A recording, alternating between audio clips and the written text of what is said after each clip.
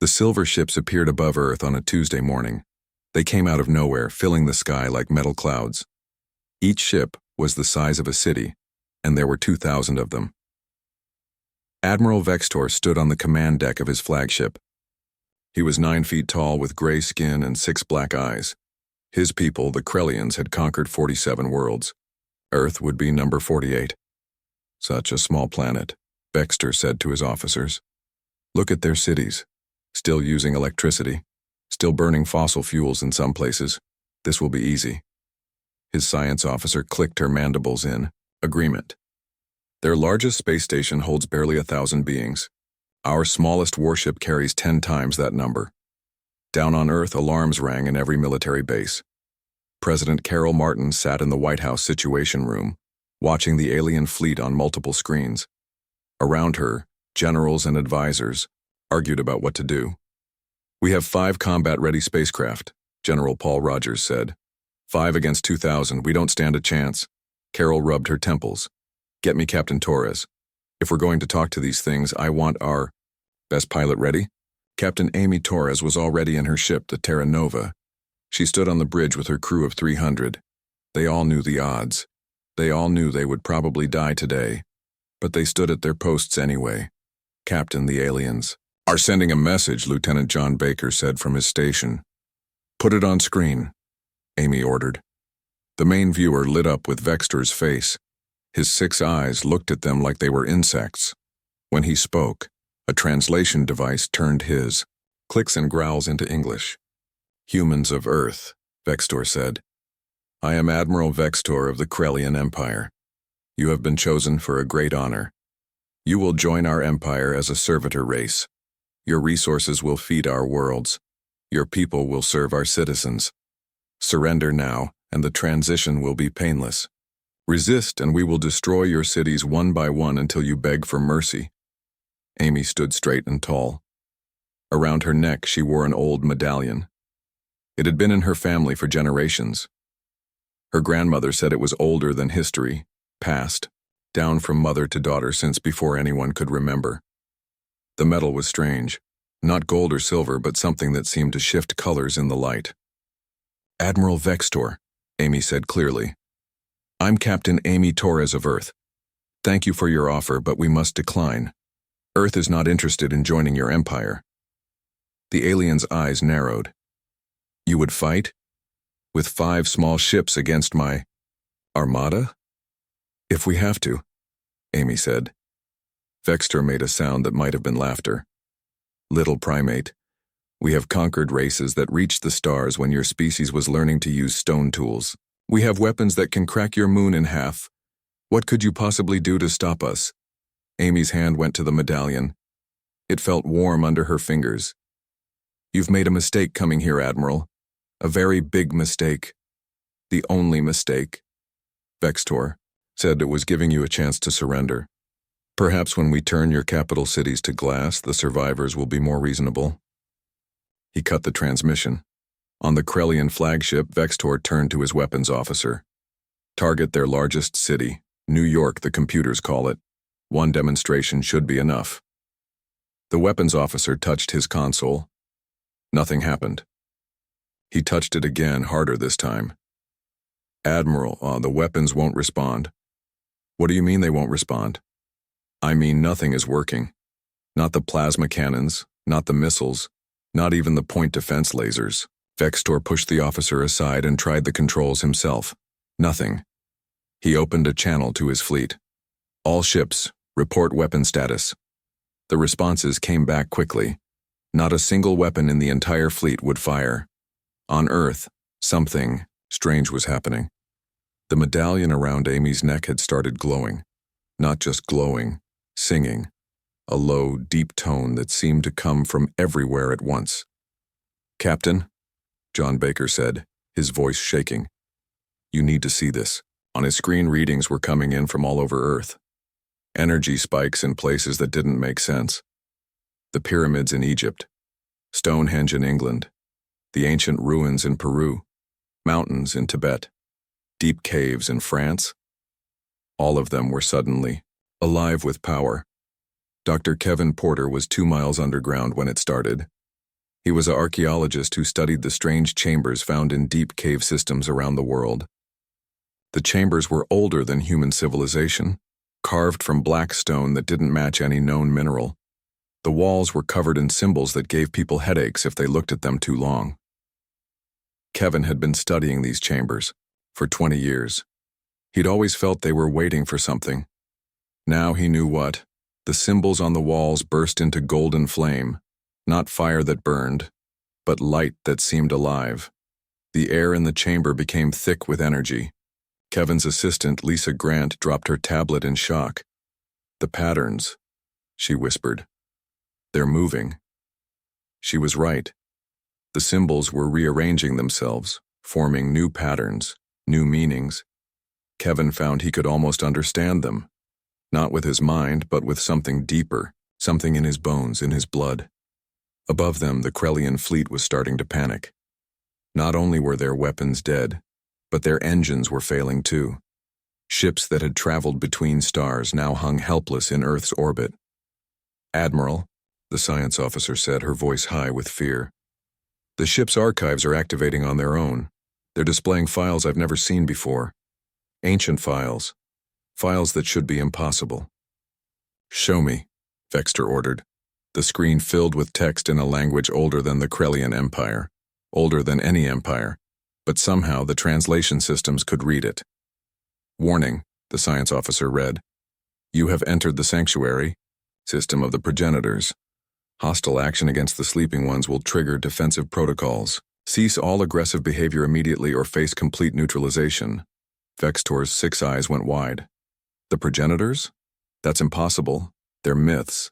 Stories told to hatchlings." "Admiral," another officer called out, "our sensors are detecting massive energy buildups on the planet's surface. The readings, they're impossible. That level of power would require a civilization millions of years more advanced than us." On the Terra Nova, Amy Torres gasped as knowledge flooded her mind. Not learning, remembering.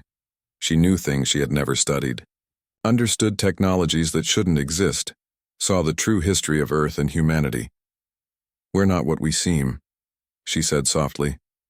Her crew turned to look at her. The medallion around her neck was now blazing with light.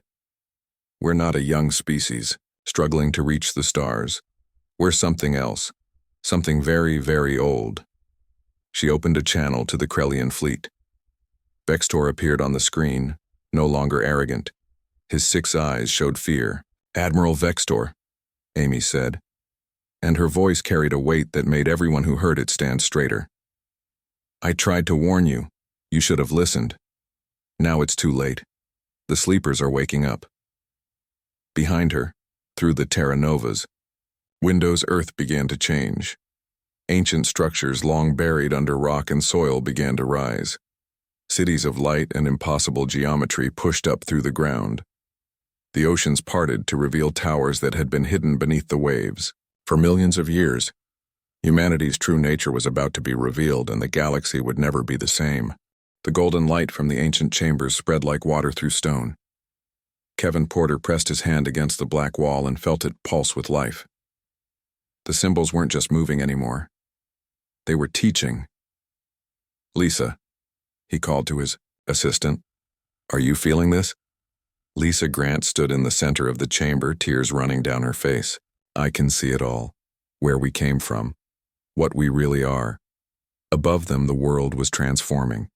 In Egypt, the pyramids cracked open like eggs, revealing crystalline cores that hummed with power. In Peru, the Nazca lines began to glow, and the patterns they formed suddenly made perfect sense. They were star maps, pointing to worlds humans had created and then forgotten. Amy Torres floated 3 feet above the deck of the Terra Nova. She wasn't trying to fly. Her body simply refused to obey the old rules anymore. Around her, crew members were experiencing similar changes. John Baker's hands passed through his console, then solidified again. He could feel the ship's computer not with his fingers, but with his mind. "Captain," John said, though he didn't need to speak aloud anymore. They could all hear each other's thoughts now. "I understand the ship's systems in a way I never did before. It's like I designed them myself millions of years ago and just forgot. Amy nodded. The memories were coming faster now. Not personal memories, but racial ones, encoded in human DNA and waiting for the right trigger. The Krellians had been that trigger. She remembered the empire humanity once ruled. They hadn't called themselves humans then. They had no name because they needed none. They were the first intelligent life in the galaxy, the ones who sparked consciousness in a universe that had been sleeping. For billions of years they had been gods. They built stars, created planets, and seeded life throughout the cosmos. Every species that now flew between stars owed its existence to them. The Krellians, the Ashanti, the Zephyr, all of them were children of humanity's ancient work. But godhood had become a prison. When you could do anything, nothing had meaning. When you knew every outcome before it happened, there were no surprises, no joy in discovery. The weight of omnipotence had crushed their spirits. So they made a choice. The Great Forgetting, they had called it. They would lock away their power, their memories, their technology.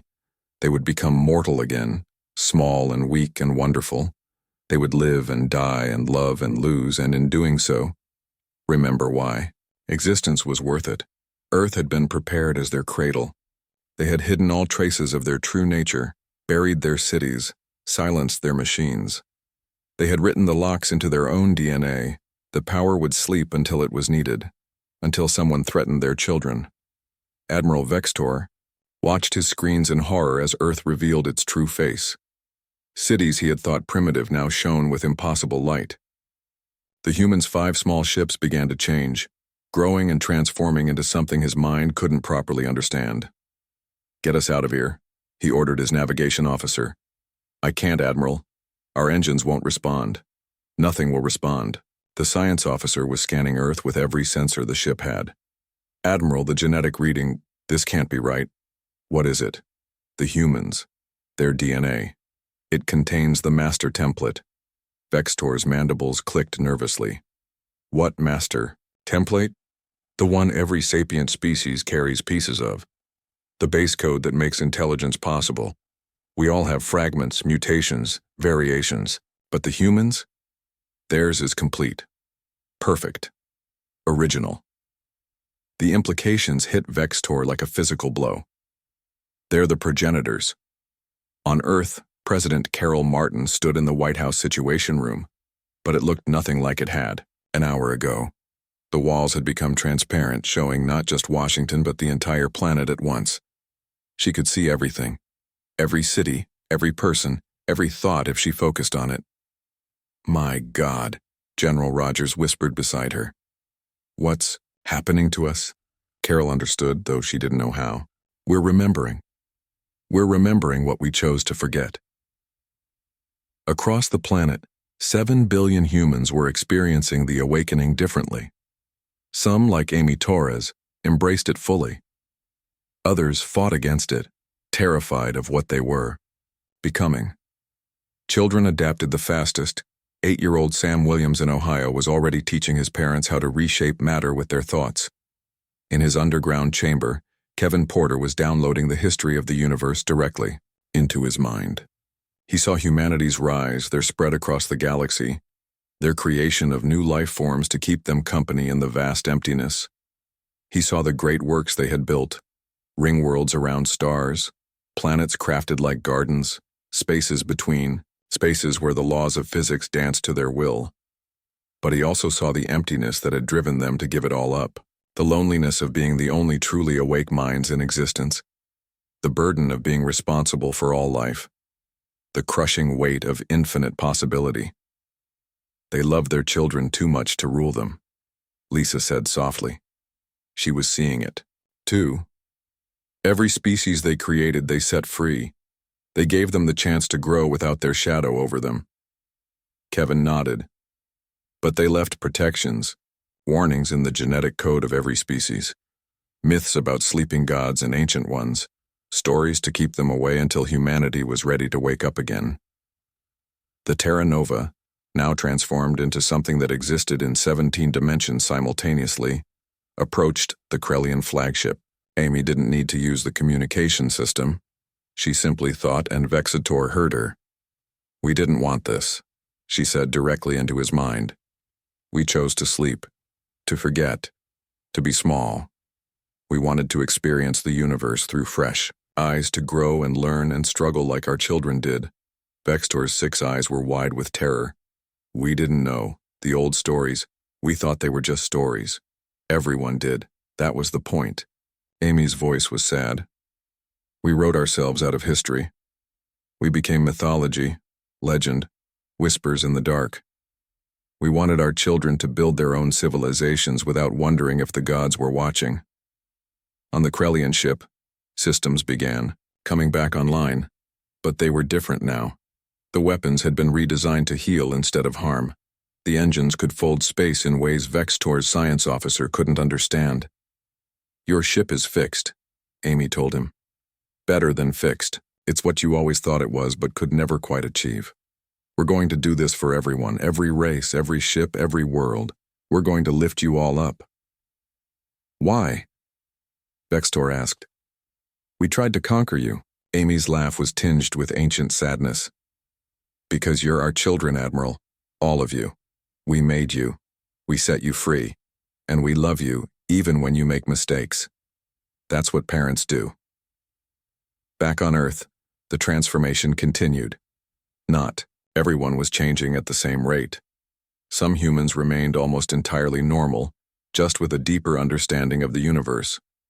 Others were becoming something beyond physical form, beings of pure thought and energy.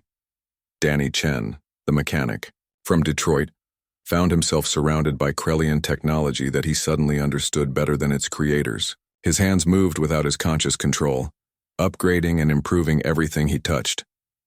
I remember building the first version of this, he said to no one in particular, working on a Krellian engine core. Not me personally, but my ancestors, our ancestors. We designed the principles that would let our children build things like this millions of years after we were gone. The awakening wasn't just bringing back power. It was bringing back purpose. Humanity was remembering why they had created life in the first place. Not to rule it, but to nurture it, to watch it grow, to be surprised by what it would become. But with the memories came a terrible understanding. They could never go back to what they were. The innocence was gone. The simple human life they had cherished was ending. Some fought against this truth. Others accepted it. But all of them knew that the galaxy had changed forever in this single hour. The sleeping giants had awakened, and now they had to decide what to do with their eyes open. The Galactic Council station orbited the massive black hole at the center of the galaxy. It was neutral ground, built by a dozen species working together. Now, representatives from 200 civilizations gathered in the Great Hall, all of them watching the impossible broadcasts from Earth. The Ashanti delegates' crystalline form flickered with anxiety. The Zephyr Commonwealth's gaseous ambassador swirled in tight, nervous patterns. Even the digital consciousness of Altair, beings of pure information, seemed unsettled in their holographic projections. They had all received the same message from Earth. The progenitors request an audience with their children.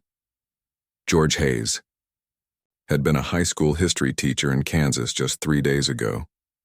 Now he stood in the center of the Galactic Council, knowledge of 65 million years flowing through his mind like water. He had volunteered to speak for humanity because he understood both what they had been and what they had chosen to become. Thank you for gathering, George said. His voice was calm and kind, like he was addressing his students. But every being present felt the weight of ages behind his words. We have much to explain. The Krellian ambassador, a younger relative of Admiral Vextor, spoke first. The genetic evidence has been confirmed by every species. You are indeed the progenitors. But how? Why? The legends say you vanished billions of years ago. George smiled, sadly. We didn't vanish. We hid. From ourselves as much as from you. He waved his hand, and the air filled with holographic images. Cities of light that spanned whole star systems. Beings of incredible beauty, reshaping galaxies with their thoughts. Stars being born and dying at their command. 65 million years ago we ruled this galaxy as gods. We had transcended physical form, existed as consciousness that could take any shape, be anywhere, do anything. The universe was our canvas, and we painted it with life. The images shifted, showing the early days of various species. The first, Ashanti emerging from their crystal caves, the Zephyr gaining sentience in the gas clouds of their homeworld, the ancestors of the Krellians taking their first steps on dry land. Every one of you exists because we willed it. We took the raw potential of life and guided it, nurtured it, shaped it into infinite varieties. You were our greatest works of art. The vegan delegate, a being of living light, pulsed with confusion. But why did you leave us? Why hide? George's expression became deeply sad. Have you ever been so powerful that nothing could surprise you? So knowledgeable that you knew every outcome before it began? We could create life, but we couldn't truly live anymore. We had become prisoners of our own omnipotence. He showed them more images, progenitors standing alone in empty halls of light, beings of incredible power staring at creations that could never truly challenge or surprise them. The loneliness of gods who had run out of mysteries to solve. We tried everything. We created puzzles for ourselves, but we always knew the answers. We built companions, but they could never be our equals. We were dying of perfection, suffocating in our own completeness. The digital consciousness representative spoke through their avatar. So you chose to become mortal. We chose to forget, George corrected. It took 1,000,000 years of preparation. We had to hide all traces of ourselves, lock away our technology, bury our cities. We had to write the locks into reality itself, safeguards that would only trigger if our children were threatened. He gestured to the gathered species. We left you gifts, not just life, but the potential for growth. We coded curiosity into your DNA, creativity into your minds. We gave you the chance we craved to discover, to learn, to be surprised by existence. And warnings, the Ashanti delegate added. Every species has myths about the sleeping gods, the ancient ones who must not be awakened. George nodded. We tried to protect you from us, and to protect us from ourselves. The plan was to sleep forever, to live and die as mortals for eternity. But the safeguards were necessary. If someone tried to destroy Earth to end our second chance at innocence, we would wake up. He turned to the Krellian ambassador. Your uncle triggered those safeguards. When his fleet threatened Earth with extinction, every protection we had built activated at once. The awakening began, and now it cannot be stopped. Across Earth, the awakening was causing chaos and wonder in equal measure. In New York, buildings flowed like water as humans unconsciously reshaped them into forms that felt more natural. In Tokyo, children flew through the air, laughing as they discovered they could ignore gravity. But in Washington, President Carroll Martin was dealing with a crisis. Senator Patricia Murphy had gathered thousands of supporters who refused the awakening. We chose to be human for a reason, Patricia declared from the Capitol steps. If we become gods again, we lose everything that makes life meaningful. Where's the value in achievement if you can do anything? Where's the beauty in love if you know every outcome? Where's the joy in discovery if you already know everything? Carol understood both sides. She stood before Congress, her form flickering between human and something more transcendent. Patricia is right about why we chose to forget, but we can't go back. The awakening has begun. The question now is what we do with it. Amy Torres had left Earth to visit the other species' homeworlds, moving through space by will alone. She appeared on the Ashanti home planet, a world of living crystal where thought became form. The inhabitants fled from her at first, terrified of the being their legends had warned them about. Please, she said, her voice reaching every Ashanti simultaneously. We're not here to rule you. We never wanted to be your gods, we just wanted to be your parents, to watch you grow and become something we never imagined. The Ashanti Prime, oldest of their species, approached her carefully. The legends say you could unmake us with a thought. We could, Amy admitted, but that would destroy the very thing that makes you beautiful, your independence, your unique perspective, your own journey of discovery. You're not our creation anymore. You're your own species with your own destiny. Back at the Galactic Council, George was fielding questions from increasingly agitated delegates. What happens now? The Zephyr ambassador asked. Do you reclaim your empire? Do we become your subjects again? No, George said firmly. We learned something in our millions of years of mortality that we never understood as gods. True meaning comes from limitation. True joy comes from uncertainty. True love comes from choice, not destiny. He showed them images of human history, wars and peace, love and loss, triumph and tragedy. As humans, we experienced things we never could as progenitors. We felt genuine surprise. We faced real challenges. We formed bonds that mattered because they could be broken. We learned that imperfection is not a flaw. It's what makes existence beautiful. The digital consciousness asked the question everyone was thinking. But you can't go back. You're awakening. You're becoming gods again. Some of us are, George agreed, but not all. And even those who embrace the power are choosing to limit themselves. We're trying to find a middle path, keeping enough power to help and protect, but not so much that we lose what we learned as humans. On Earth, that middle path was being debated fiercely. Some humans wanted to embrace their full progenitor nature, to reclaim their place as shepherds of the galaxy. Others wanted to remain purely human, to keep the simple life they had fought so hard to achieve. 8-year-old Sam Williams offered a solution that stunned the adult leaders. Why can't we take turns? Sometimes be powerful when people need help. Sometimes be normal when we want to play. It was a child's solution, but it held wisdom. Humanity didn't have to choose just one path. They could be flexible, adaptive, switching between states as needed. The Krellian ambassador had one more question.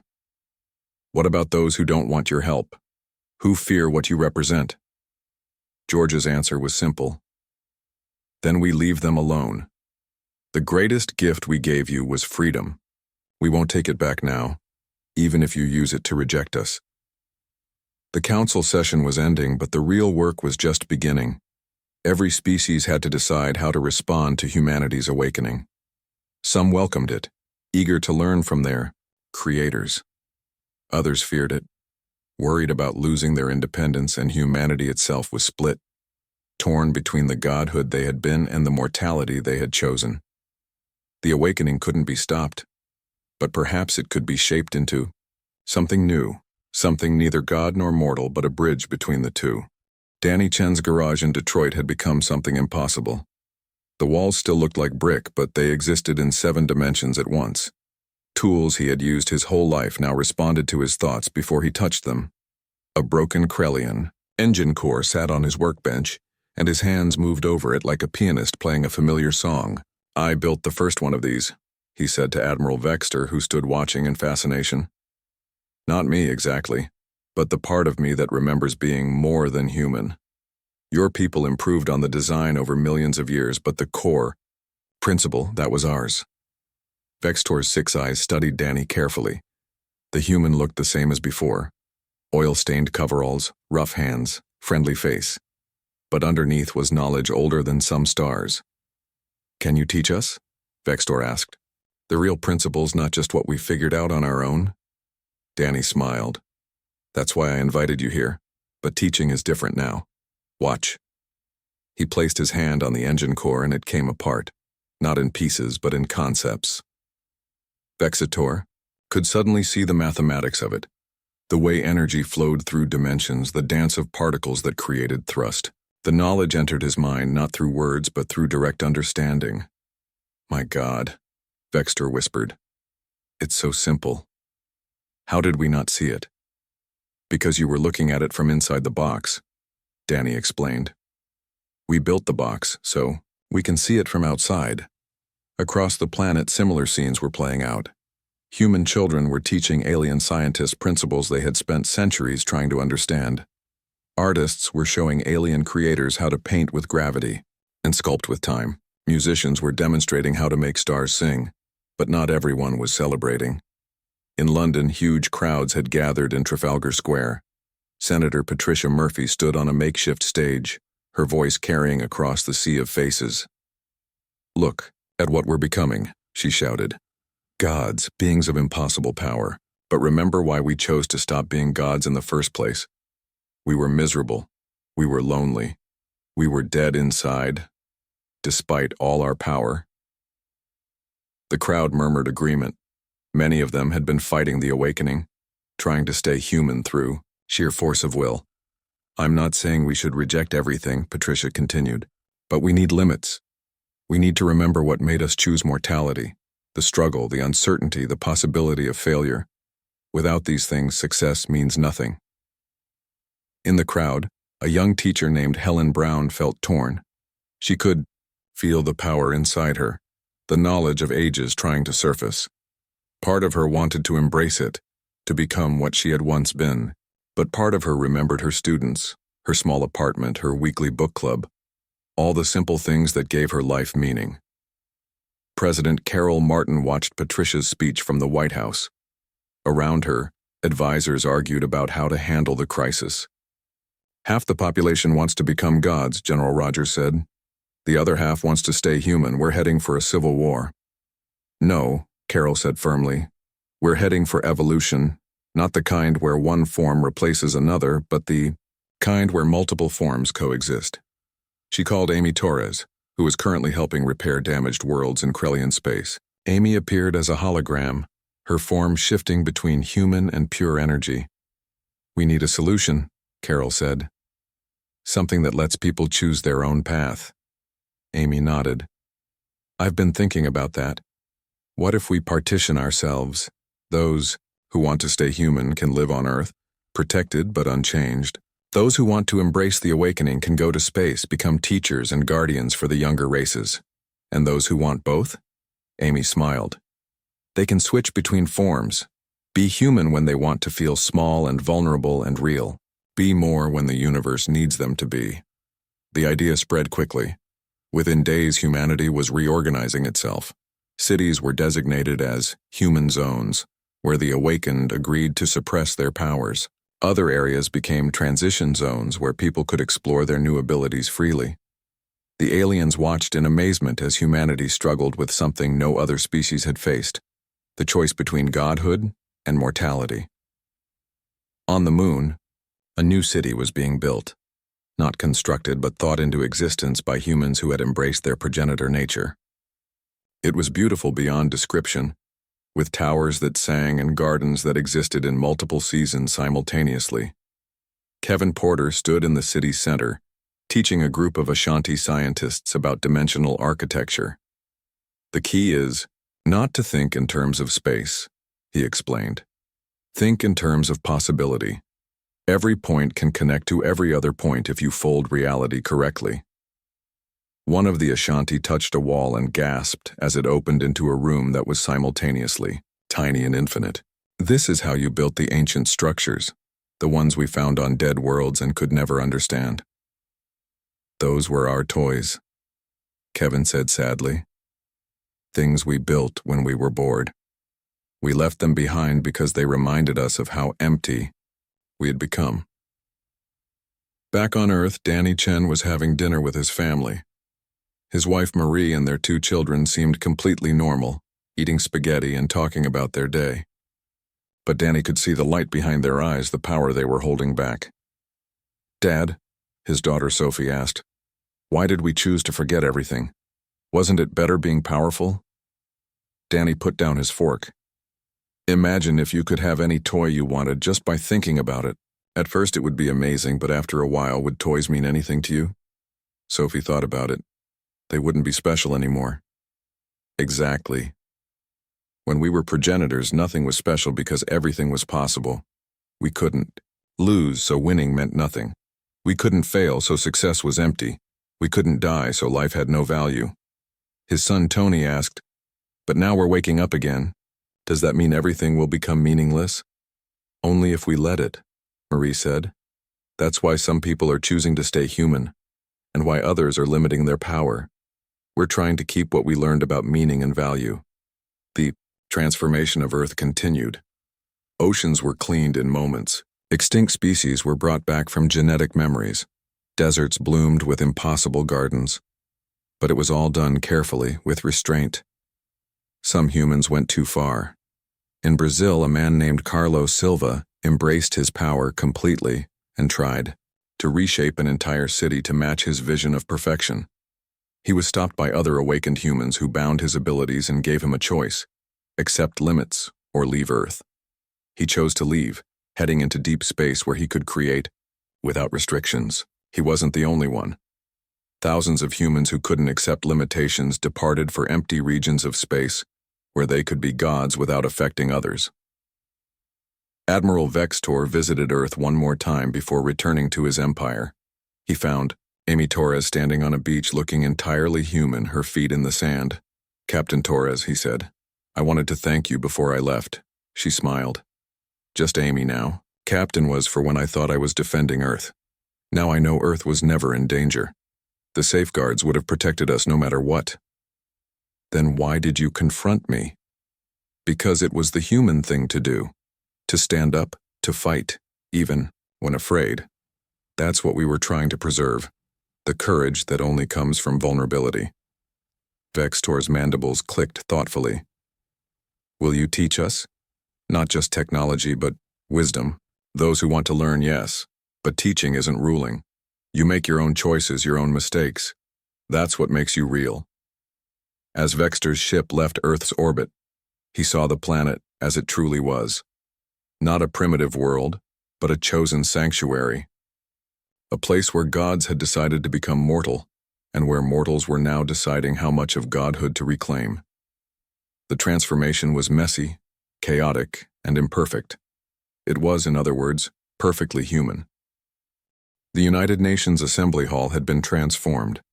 The walls now existed in multiple dimensions, showing Earth and 1,000 other worlds at once. Representatives from every nation sat alongside beings from distant stars. The decision they were about to make would shape the future of the galaxy. President Carol Martin stood at the podium, her form solid and human by choice. "We've been debating for weeks. Now it's time to choose. How do we want to exist? What do we want to become?" The hall erupted in discussion. Senator Patricia Murphy stood up. "Madam President, my position hasn't changed. We chose mortality for good reasons. If we reclaim our full power, we lose the very essence of what makes life worth living." On the other side, Dr. Nathan Cross argued back. "But we can't pretend the awakening didn't happen. The knowledge is in our heads. The power is in our cells. We need to use it to help the galaxy." "Then we become their gods again," Patricia countered, "and we trap ourselves in the same lonely perfection we escaped from." In the middle of this debate sat 8-year-old Sam Williams. He had been brought to the assembly because his simple wisdom had helped before. He raised his small hand. "Yes, Sam," Carol said. Sam stood up, looking tiny in the vast hall. "When I play with my friends, sometimes I'm the superhero, and sometimes I'm just Sam. I don't have to be the same thing all the time. Why do we have to choose just one way to be?" The hall fell silent. The alien representatives leaned forward. The Ashanti delegate's crystalline form pulsed with interest. "Explain, young one," the Zephyr ambassador requested. Sam shrugged. "It's like my dad says about his tools. You don't use a hammer for everything. Sometimes you need a screwdriver, sometimes you need pliers. Why can't we be different tools for different jobs?"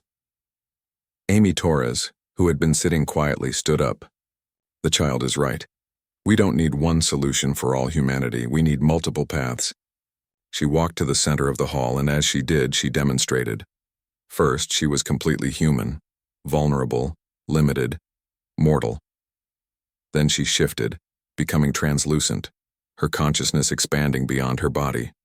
Then she shifted again, finding a balance between the two. 3 states, she proposed. Human, for those who choose to remain mortal.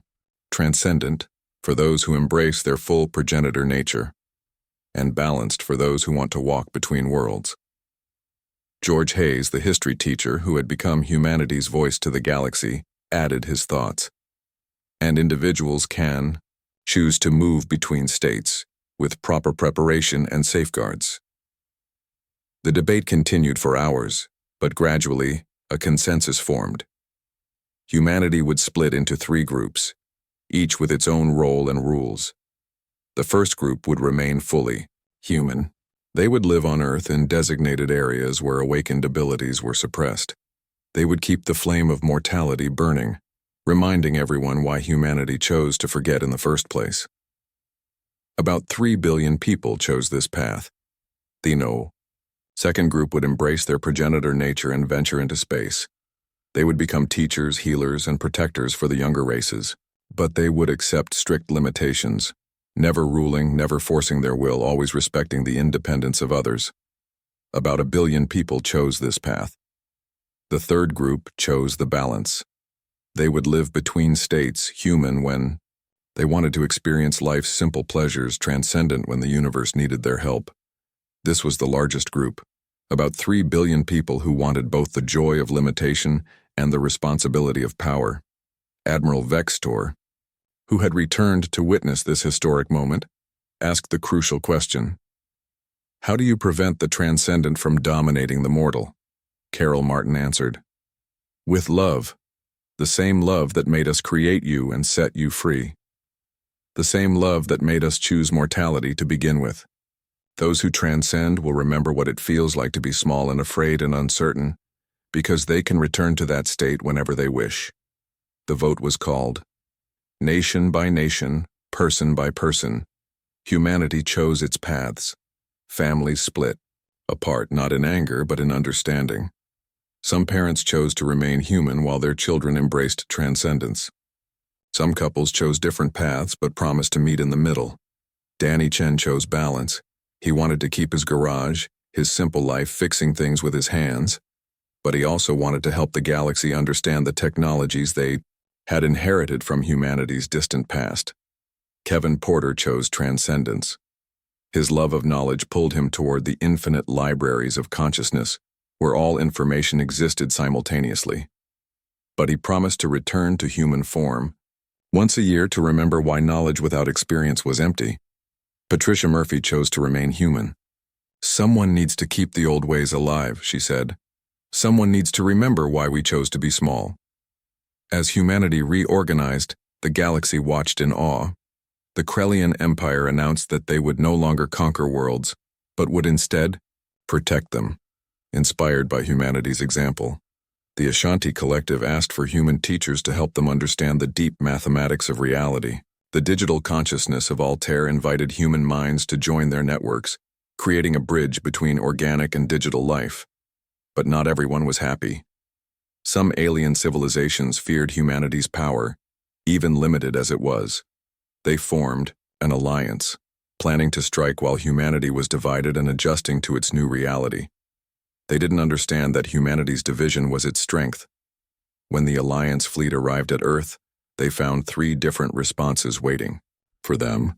The humans who had remained mortal stood ready to fight with conventional weapons, showing the courage that comes from facing death. The transcendent humans simply made the Alliance weapons cease to exist, demonstrating power beyond comprehension. And the balanced humans opened communication channels, offering to talk, to understand, to find common ground. Faced with courage, power, and wisdom combined, the Alliance retreated. But they left with an invitation to send representatives to Earth, to learn, to grow, to become part of something greater than conquest and fear. A year passed. The 3 paths of humanity had settled into their roles. Earth became a wonder of the galaxy, cities where mortals lived simple lives next to gardens that existed in impossible geometries, schools where children learned arithmetic in the morning and dimensional physics in the afternoon, hospitals where broken bones were set with splints or healed with thought, depending on the patient's choice. Amy Torres stood on the bridge of the new Terra Nova, a ship that was both machine and idea, crewed by humans in all 3 states. They were heading out to explore galaxies humanity had never touched, even in their progenitor days. Captain, John Baker said. He had chosen balance like her, switching between states as needed. We're receiving a message from Earth. On the screen, Sam Williams appeared. He was 9 now, and had chosen to stay human until he was older. "Captain Amy, I wanted to tell you something my teacher said. She said we proved something important. We proved that power doesn't mean you have to use it. And choosing to be weak can be the strongest thing you can do." Amy smiled. "Tell your teacher she's right, Sam. And tell her that's why humanity will never become what it was. We've learned something our ancestors didn't know. That the best gods are the ones who choose not to be gods all the time." As the Terra Nova jumped to a distant galaxy, Earth continued its grand experiment. Three paths diverging and converging, mortality and transcendence dancing together, the galaxy's youngest and oldest species teaching each other what it meant to be alive. The Krellians had come to conquer Earth and instead had awakened sleeping gods. But those gods had chosen to remain human enough to laugh at the irony of it all. In the ancient caves where the awakening had begun, the symbols still glowed softly. But now they displayed a new message, written in every language of the galaxy. Here sleeps humanity, here wakes humanity, here humanity chooses moment by moment what to be, not gods, not mortals, but something in between. Teachers, students, protectors, protected, infinite and finite, everything and nothing by choice rather than destiny. This is our gift to ourselves and to you, the freedom to choose what we are, again and again, forever. The galaxy would never be the same. But then again, that was the point. Humanity had taught everyone, including themselves, that change was the only constant worth preserving. And in his garage in Detroit, Danny Chen fixed a broken toaster with his hands, while simultaneously helping a species 3 galaxies away understand fusion. He smiled, grease under his fingernails and stars behind his eyes. Being human, it turned out, was compatible with being everything else.